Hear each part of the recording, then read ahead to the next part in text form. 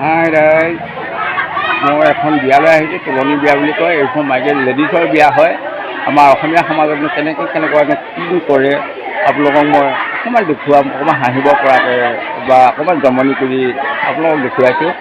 আপোনালোকক অকণো স্কিপ নকৰাকৈ শেষলৈকে ভিডিঅ'টো ভাগ চাওক আৰু আপোনালোকক হাঁহিব পৰা কিছুমান ভিডিঅ' ইয়াত পাব। বিয়া ঘৰৰ পৰিৱেশ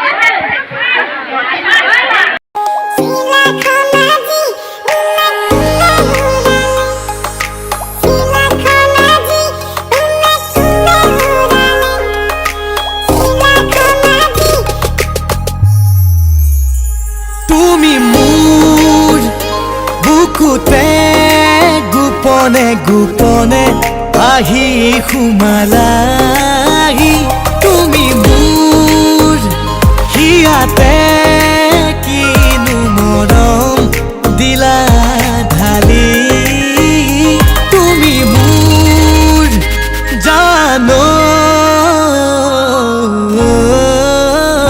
কোনে কোনে ঘূৰালে চিলাখন আজি, কোনে কোনে ঘূৰালে চিলাখন আজি, কোনে কোনে ঘূৰালে চিলাখন আজি, কোনে কোনে ঘূৰালে চিলাখন আজি।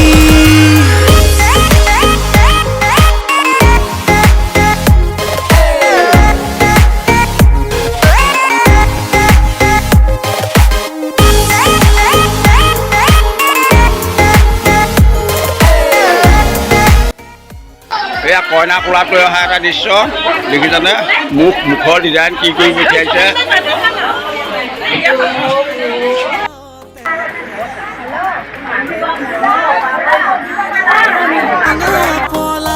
তুমি মোৰ বুকুৰ মাজতে ফুলা উতলা ফাগুনৰ ৰঙা পলাশ, ৰঙালাগে বুকু অনুভূতি ঢালি দিলা প্ৰেমৰে সুবাস।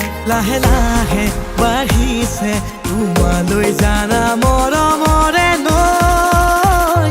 তুমি মোৰ জানো